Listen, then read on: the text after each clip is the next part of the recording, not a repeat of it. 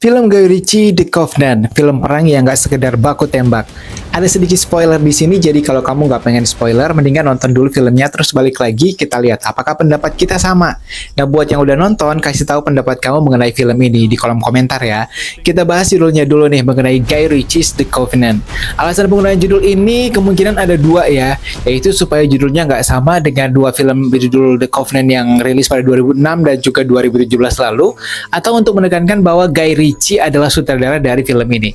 Kalau menurut aku ya karena aku pecinta film, aku mikirnya gara-gara Guy Ritchie ini harus ditonjolkan gitu. Tapi kalau menurut kamu gimana?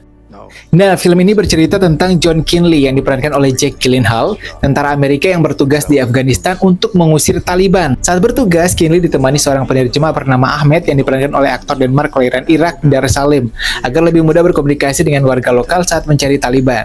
Nah, Ahmed ini mempunyai motivasi tersendiri karena anaknya mati dibunuh Taliban dan dia ingin menuntaskan dendam sekaligus mencari jalan keluar untuk istrinya yang sedang mengandung, agar mereka tuh bisa memiliki visa ke Amerika Serikat.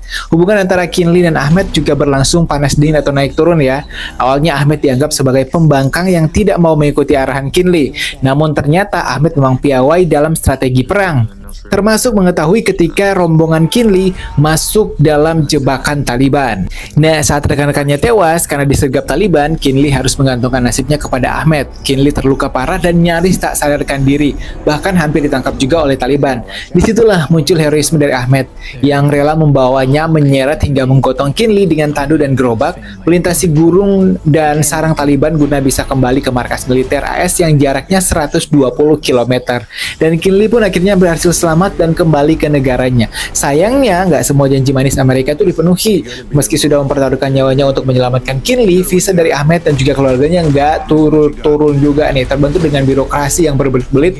Bahkan Ahmed dan keluarganya menjadi orang yang paling dicari Taliban gara-gara aksi heroiknya tersebut nih. Di sini Kinley juga akhirnya merasa bersalah dan dia udah mencoba telepon untuk mengusahakan visanya, tapi ya karena jalan buntu akhirnya dia memutuskan untuk kembali lagi ke Afghanistan untuk menjemput Ahmed dan keluarganya. Karena menurutnya hutang nyawa harus dibayar nyawa. Walaupun emang alur ceritanya agak sedikit lambat nih ya, tapi sama sekali tidak mengganggu karena Guy Ritchie ini berhasil dengan kepiawaiannya dia tuh bikin adegan-adegan dramatis lewat scoringnya, pengambilan gambarnya yang oke banget deh. Selain itu, salah satu yang mencuri perhatian dari film ini adalah Dar Salim. Dia itu berhasil membuat karakter Ahmed ini susah untuk dilupakan karena berhasil memancing emosional dari penonton berkat aktingnya. Dan kalau dilihat-lihat sih, si Dar Salim ini kayak Vin Diesel gitu ya. Dingin, karismatik, senyumnya juga dikit agak setengah-setengah gitu. Overall, film ini layak banget untuk ditonton karena jalan ceritanya yang bagus banget, scoringnya juga bikin emosional, dan penampilan aktornya yang juga total banget. Dan kayaknya sih ya, film ini didedikasikan untuk warga Afghanistan, ya, khususnya para penerjemah translator yang membantu militer Amerika Serikat. Karena nasib mereka menggantung sih ya setelah AS menarik pasukannya pada tahun 2021 silam dan meninggalkan mereka begitu saja dalam kekuasaan Taliban. Nah, mau ngajak siapa nih buat nonton? Mumpung masih liburan.